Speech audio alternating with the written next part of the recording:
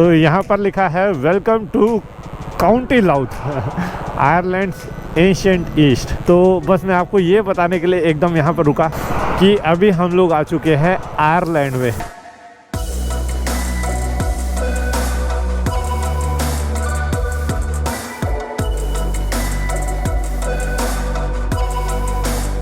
पाँच बज रहे हैं और 5 बजे देखो ये हाल हो चुका है और अभी भी हमने अपना अपार्टमेंट बुक नहीं किया। रिस्क लेके हम लोग आगे जा रहे हैं क्योंकि हमें कोई अपार्टमेंट प्रॉपरली जो लोकेशन पे हमें जाना है ना वहाँ पर मिल ही नहीं रहा।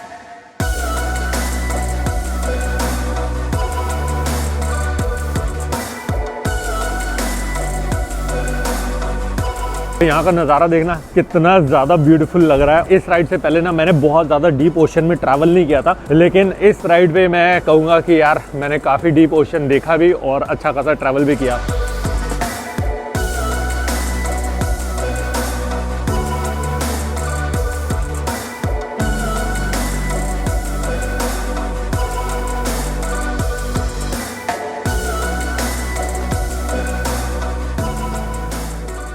तो ये धूप देख के ना धोखा मत खाना, क्योंकि ये जो मैं वीडियो शूट कर रहा हूँ ये मैं नेक्स्ट मॉर्निंग शूट कर रहा हूँ। जैसे इससे पहले आपने देखा था ना, हम लोग एक्चुअली बेलफास्ट को थोड़ा बहुत एक्सप्लोर करने की कोशिश कर रहे थे। यहाँ पर एक छोटा सा इशू ये है कि 4:30 बजे अंधेरा हो जाता है, क्योंकि यहाँ पर विंटर्स जो है वो स्टार्ट हो चुकी हैं। इसकी वजह से कुछ शाम को देखने का फ़ायदा नहीं था। सब कुछ मार्केट जितना भी सब कुछ सिटी सेंटर था सब कुछ यहाँ पर क्लोज हो गया था। एनीवेज अभी आप देख रहे हो कि मैं प्रॉपरली राइडिंग गियर्स में दोबारा आ चुका हूँ और मेन रोड से हट के एक अंदर वाली स्ट्रीट में आ गया हूँ, क्योंकि बहुत ज़्यादा ट्रैफिक है वहाँ पर। तो आज का प्लान ये है कि आज हम यहाँ से निकल रहे हैं एक और कंट्री में, जो कि है आयरलैंड। नॉर्दर्न आयरलैंड और आयरलैंड दो सेपरेट कंट्री है। आयरलैंड जो है, जहाँ तक मुझे नॉलेज है, हो सकता है मैं थोड़ा सा गलत भी हूँ, ये यूरोप के पार्ट के अंदर आता है और जो नॉर्दर्न आयरलैंड है वो यूके के अंदर आता है। पर आप नॉर्दर्न आयरलैंड से आयरलैंड बाय रोड ट्रैवल कर सकते हो, क्योंकि जैसे यूरोप में होता है ना, शेंगन कंट्रीज या यूरोपियन यूनियन होता है कि कोई बॉर्डर कंट्रोल नहीं होता, बाय रोड किसी भी कंट्री में एंट्री ले सकते हो। In a same way Northern Ireland से आप आयरलैंड में एंट्री ले सकते हो, आपको वीज़ा की ज़रूरत नहीं होती। लेकिन अगर आप बाय एयर आते हो तो जहाँ तक मुझे इन्फॉर्मेशन है आपको आयरलैंड का एक सेपरेट वीज़ा लेना पड़ता है। आज एक्चुअली ना हमारा रुकने का भी प्लान था, लेकिन सबसे बड़ी प्रॉब्लम ये हो गई है कि यहाँ पर टेम्परेचर हो चुका है -4 डिग्री और यहाँ पर पूरी की पूरी पहाड़ों पे, जहाँ तक मैं देख सकता हूँ, बर्फ़ छा गई है पहाड़ों पे। एनीवेज आज हम यहाँ से जा रहे हैं आयरलैंड की कैपिटल जो कि है डबलिन पोर्ट से ही हम निकल जाएंगे वेल्स के लिए। तो आज बेसिकली मैं 3 कंट्रीज़ में ट्रैवल करूँगा। नॉर्दर्न आयरलैंड में हूँ, आयरलैंड में जाऊँगा, डबलिन कैपिटल में जाके वहाँ से फिर मैं वेल्स की जो है फेरी पकड़ लूँगा। चलो आज की राइड स्टार्ट करते हैं भगवान का नाम लेकर।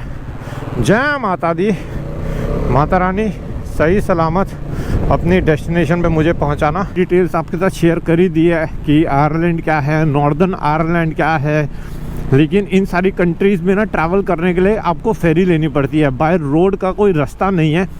इसी के लिए अभी आज तो हम जा रहे हैं बाय रोड, जो कि है लगभग 2-2.5 घंटे का रास्ता गूगल मैप्स के अकॉर्डिंग, जो ऑब्वियसली हमें लगेंगे कम से कम 3-3.5 घंटे। सामने आप देख रहे हो, कल हम यहीं पर ही पहाड़ों के आसपास घूम रहे थे। यहाँ पर कुछ भी ऐसी बर्फ़ नहीं दिखी थी पहाड़ों पे, 1% भी नहीं। और कल रात को यहाँ पर बर्फ़बारी हो गई है, जबकि ये बहुत ज़्यादा हाई ऑल्टीट्यूड एरिया नहीं है। अगर आपको पता होगा कि हम NC 500 गए थे 3-4 दिन पहले, जब मैंने आपको वीडियो भी दिखाया था, वहाँ का वेदर क्या होगा भाई, वहाँ तो बहुत ज़्यादा अच्छी खासी बर्फ़ पड़ चुकी होगी।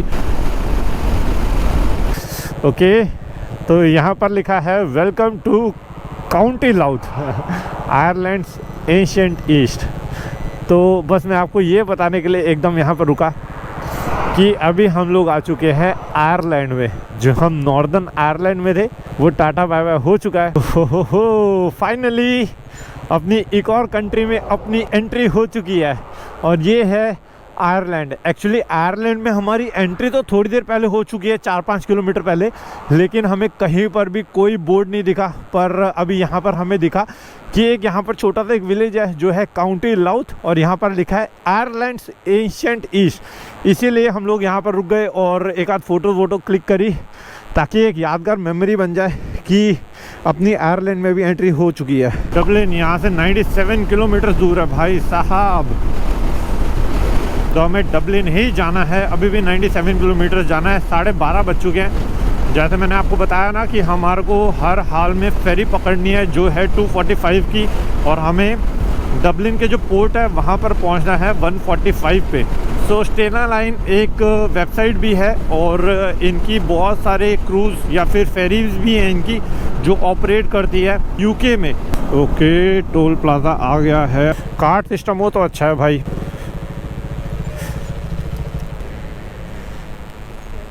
No tap, I have to insert the card.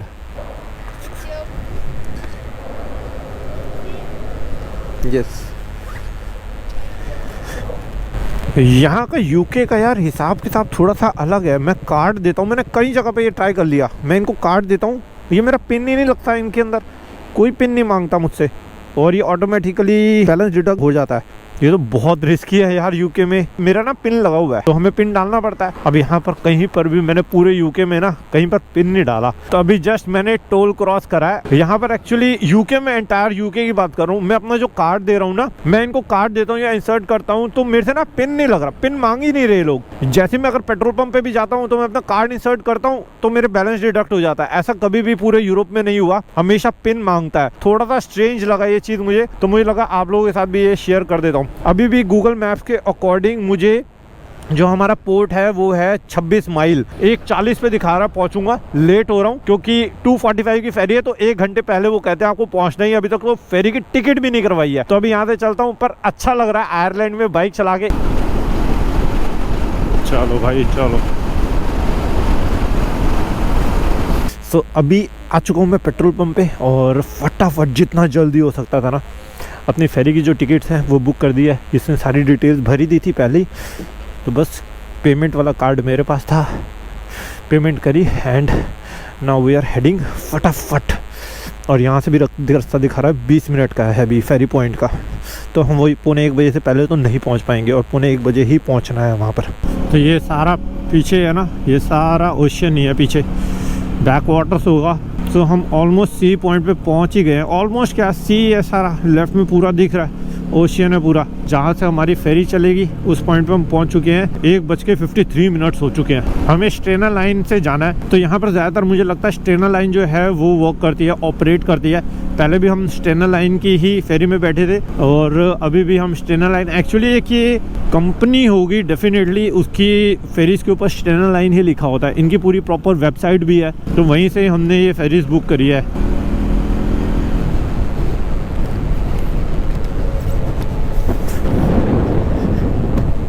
पर लिखा हुआ है डबलिन हॉलीहेड, तो बस एक फ़ोटो वोटो यहाँ पर क्लिक कर लिया।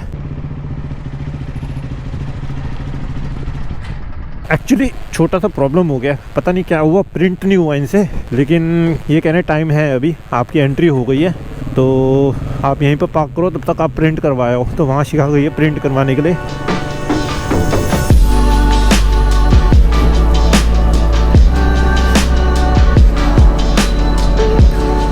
ये बहुत अलग एक्सपीरियंस होता है कि आप एक जगह से दूसरी जगह में एंट्री करते हो और आप बाय फेरी एंट्री करते हो।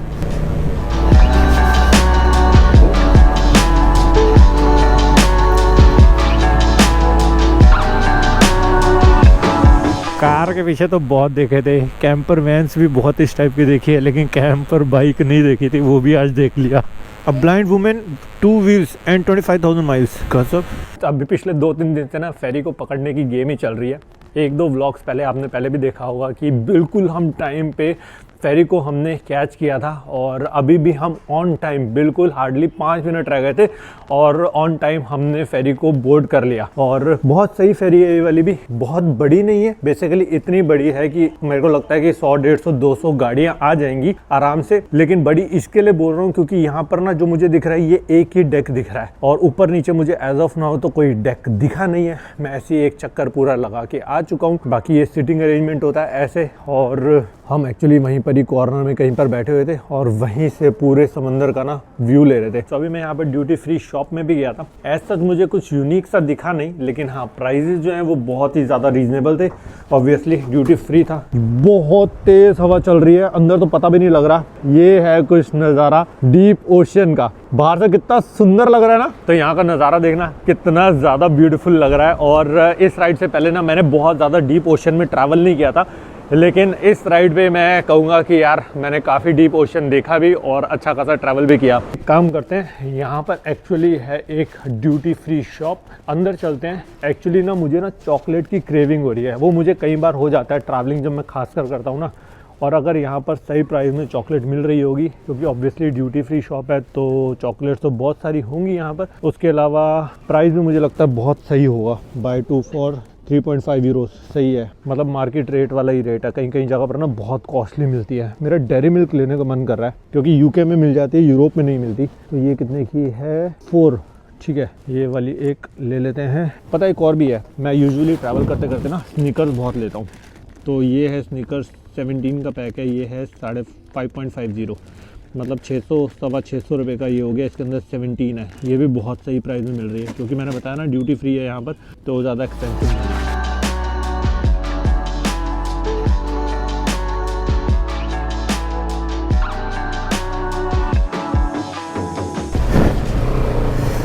चलो जय माता दी। और मैं आप लोगों को बता दूं कि ये इस राइड की मेरी लास्ट कंट्री है।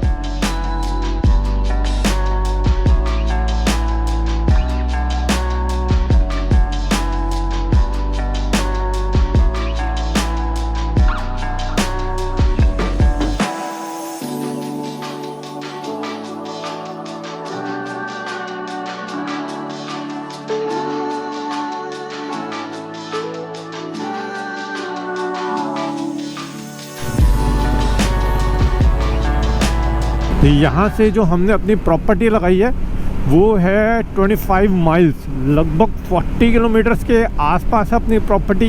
गूगल मैप्स कह रहा है आधे घंटे में पहुँच जाओगे। तो एक अच्छा खासा हमने अपार्टमेंट बुक कर दिया है। हम रहने को तो यहाँ पर भी रह सकते थे जहाँ पर अभी हम हैं, लेकिन ये है कि हमारा कल का डिस्टेंस जो है वो थोड़ा सा कम हो जाएगा, इसके लिए ही हम बस निकल गए आगे। So we are almost here at the property at बोंगोर, जिसका नाम मुझे आधे घंटे पहले तक पता भी नहीं था। ऐसे ही होता है रोड ट्रिप में, सबसे एक्साइटिंग पार्ट यही है, जिस जगह का आपको नाम भी नहीं पता ना, आप वहाँ पर स्टे करने लग जाते हो। ओके, तो नंबर 7 इन्होंने हमें पार्किंग दी है।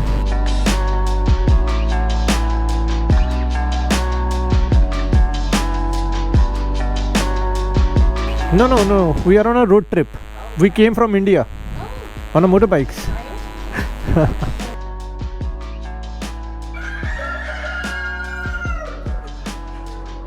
सो गाइस, अभी हम लोग हैं वेल्स में और सुबह के अभी लगभग 11 बज रहे हैं। हमारा प्लान था ऑलमोस्ट 9:30 या 10 बजे निकलने का, लेकिन इस वजह से हम लोग रुक गए थे क्योंकि आज प्रेडिक्शन थी कि यहाँ पर होनी है स्नोफॉल। तो हम यही वेट कर रहे थे कि देखते हैं 12 बजे तक अगर स्नोफॉल होती है तो ठीक है, नहीं तो निकल जाएंगे।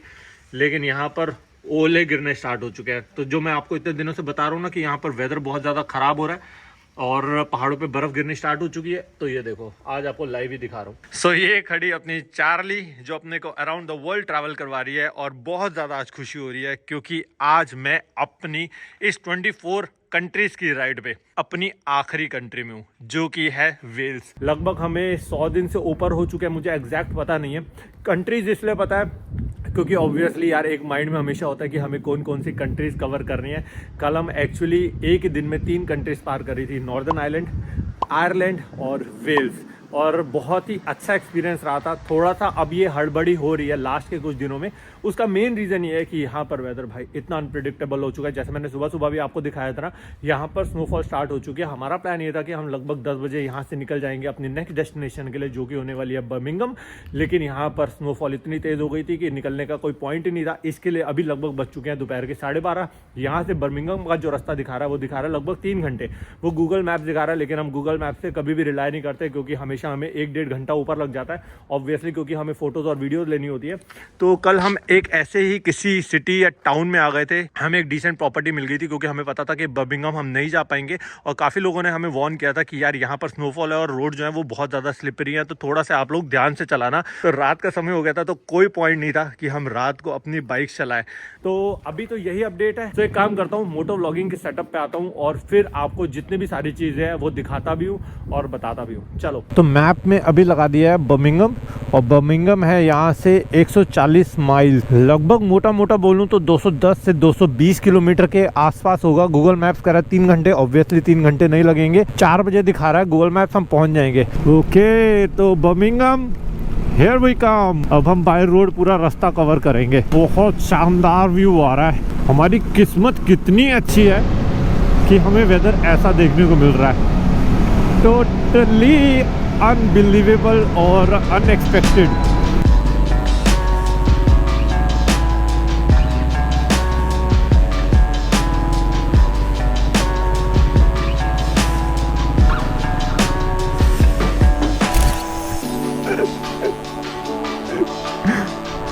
भाई साहब देख रहे हो रोड पे, भाई ध्यान से।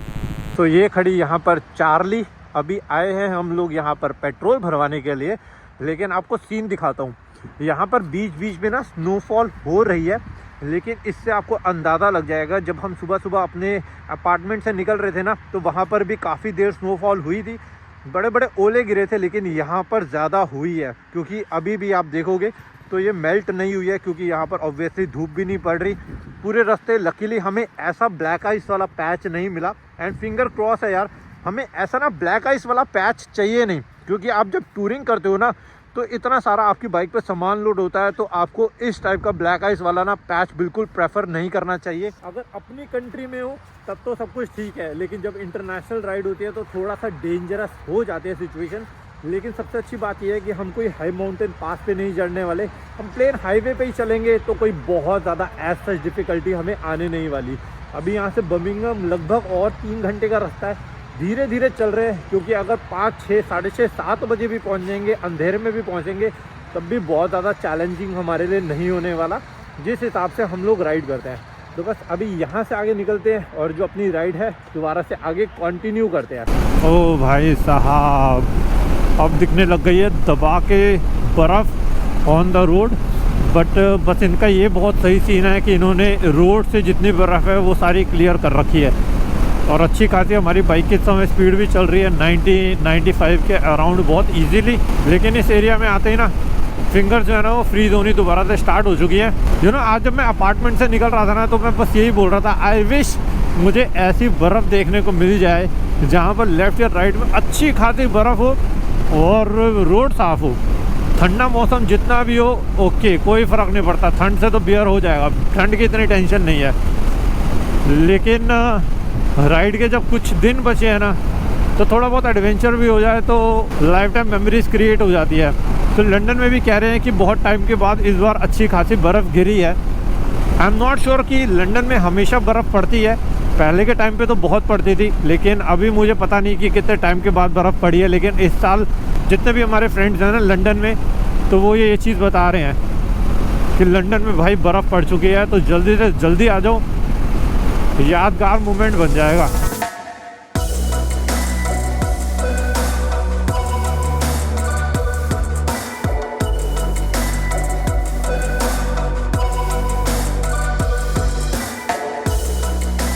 तो बहुत कोशिश हमने करी कि हमें आगे बढ़ना चाहिए या यहीं पर ही स्टे कर लेना चाहिए, क्योंकि आप देख सकते हो यहाँ पर अभी लगभग 3:30 बजे हैं और अंधेरा ऑलमोस्ट हो गया है। और यहाँ पर स्नोफॉल, ये देखो स्नोफॉल इतनी तेज़ हो चुकी है यहाँ पर, और अब पता नहीं आगे हम कहाँ तक जा पाएंगे, कोई आइडिया नहीं है। तो अभी हम देख रहे हैं बर्मिंघम जाएं या फिर इसके आगे कोई और लोकेशन देखें जहाँ पर आज का हम स्टे कर पाएँ। लेकिन जो होगा देखेंगे यार, अभी तो इस वेदर को एंजॉय कर रहे हैं, पर थोड़ा बहुत एडवेंचर का ज़्यादा ही कुछ एडवेंचर हो चुका है अभी हमारे लिए। यहाँ पर 3:15 या 3:30 पहुँचे थे, बहुत तेज़ यहाँ पर स्नोफॉल हो गई थी और इसलिए हम आगे नहीं बढ़ पाए। अभी 5 बज रहे हैं और 5 बजे देखो ये हाल हो चुका है, और अभी भी हमने अपना अपार्टमेंट बुक नहीं किया। रिस्क लेके हम लोग आगे जा रहे हैं, क्योंकि हमें कोई अपार्टमेंट प्रॉपरली जो लोकेशन पे हमें जाना है ना, वहाँ पर मिल ही नहीं रहा। यहाँ से 20 मिनट की दूरी पे एक अपार्टमेंट मिल रहा है। तो अभी हम देख रहे हैं कि एक बार आगे चलते हैं और अपनी राइड कंटिन्यू करते हैं। अगर हम लोग कर पाए अपनी राइड कंटिन्यू तो देखेंगे आगे तक बढ़ेंगे, नहीं कर पाए और 20 मिनट में ही हमें रियलाइज हो गया कि ये बहुत रिस्की सिचुएशन है, अंधेरा है, गाड़ियां बहुत तेज चल रही हैं, स्नोफॉल है, रोड पे ब्लैक आइस है, तो हम फिर अपना अपार्टमेंट बुक कर लेंगे। बाइक स्टार्ट करते हैं, देखा जाएगा जो होगा। आज तो थोड़ा सा खतरनाक एडवेंचर का सीन हो ही रहा है, देखा जाएगा फिर। अब 3 हम अलग अलग हैं और तीनों की अलग अलग राय है। शिखा कह रही है कि हमें बस यहीं पर ही रुक जाना चाहिए, जो उसकी बात ठीक है। प्रतीक कह रहा है कि हमें आगे बढ़ना चाहिए और जहाँ पर हम देख सकें, और मैं भी एक्चुअली वही बोल रहा हूँ, जो देखते हैं क्या होगा।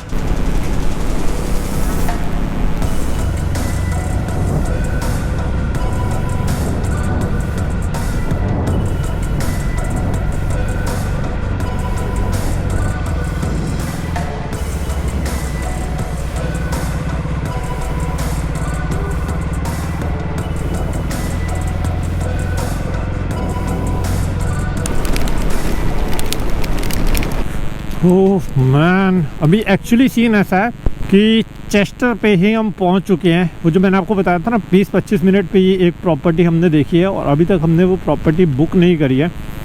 चलने को आगे जा सकते हैं, लेकिन सबसे बड़ा प्रॉब्लम है कोई रिस्क लेने का है नहीं। तो अभी हमने प्रॉपर्टी बुक भी नहीं करी है, लेकिन हम प्रॉपर्टी पे आ गए हैं क्योंकि कहीं रुकने का हमें ऑप्शन मिल ही नहीं रहा कि हम कहीं पर 2 मिनट के लिए भी रोक के अब प्रॉपर्टी बुक कर सके। अभी जैसे मैंने बताया, हम चेस्टर तो पहुंच गए हैं और प्लान हमारा वैसे बर्मिंघम का था, लेकिन बर्मिंघम 77 माइल्स मतलब लगभग 130 किलोमीटर बाइक चलाना रीजनेबल बात लग ही नहीं रही। और रात के समय तो बिल्कुल भी नहीं। रात के समय सेकेंडरी बात है, लास्ट के 2-3 दिन पड़े हैं भाई, कोई किसी तरीके का रिस्क नहीं लेना। इतना भी एडवेंचर लास्ट के कुछ दिन में देख लिया बहुत है। पहुंच गए हम लोग आज की डेस्टिनेशन अपनी चेस्टर।